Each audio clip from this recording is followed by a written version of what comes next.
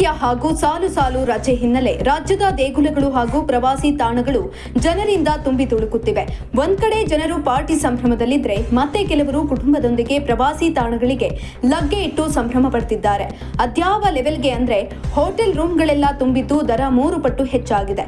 ಜಗತ್ತಿನಾದ್ಯಂತ ಹೊಸ ವರ್ಷದ ಸಂಭ್ರಮ ನಿಧಾನವಾಗಿ ಮನೆ ಮಾಡ್ತಿದೆ.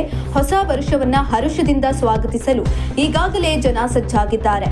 ಕೆಲವರು ಗುಂಡು ತುಂಡು ಅಂತ ಪಾರ್ಟಿ ಮಾಡಿ ಮಸ್ತಿ ಮಾಡೋಕೆ ಕಾಯ್ತಿದ್ರೆ, ಇನ್ನು ಕೆಲವರು ತಮಗೆ ಸಿಕ್ಕ ಸಾಲು ಸಾಲು ರಜೆಗಳನ್ನ ಸಿಕ್ಕಾಪಟ್ಟೆ ಎಂಜಾಯ್ ಮಾಡ್ತಿದ್ದಾರೆ.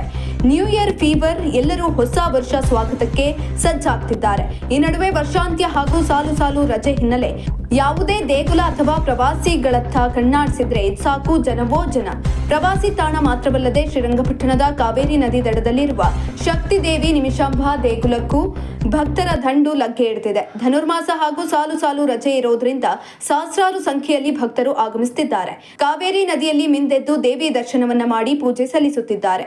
ಕುಡಿದು ಕುಣಿದು ಕುಪ್ಪಳಿಸಿರುವವರು ಹೊಸ ವರ್ಷ ಸ್ವಾಗತಕ್ಕೆ ವಿಜಯನಗರ ಜಿಲ್ಲೆಯ ಹೊಸಪೇಟೆಗೆ ಹರಿದು ಬರ್ತಿದ್ದಾರೆ.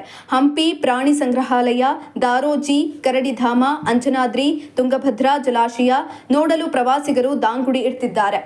ಹೀಗಾಗಿ ಹೋಮ್ ಸ್ಟೇ, ರೆಸಾರ್ಟ್, ಹೋಟೆಲ್ಗಳಿಗೆ ಭಾರಿ ಡಿಮ್ಯಾಂಡ್ ಬಂದಿದ್ದು ಲಾಡ್ಜ್ಗಳ ದರ 3 ಪಟ್ಟು ಹೆಚ್ಚಾಗಿದೆ. ಅದ್ಯಾವ ಲೆವೆಲ್ಗೆ ಜನರು ಲಗ್ಗೆ ಇಟ್ಟಿದ್ದಾರೆಂದ್ರೆ ರೂಮ್ಗಳು ಸಿಗದೆ ಪ್ರವಾಸಿಗರು ವಾಪಸ್ ಆಗ್ತಿದ್ದಾರೆ.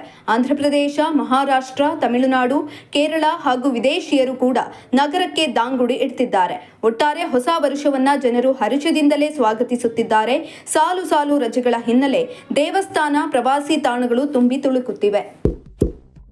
ಇಂತಹ ಇನ್ನಷ್ಟು ವಿಡಿಯೋಗಳಿಗಾಗಿ ಲೈಕ್ ಮಾಡಿ, ಫಾಲೋ ಮಾಡಿ, ಶೇರ್ ಮಾಡಿ.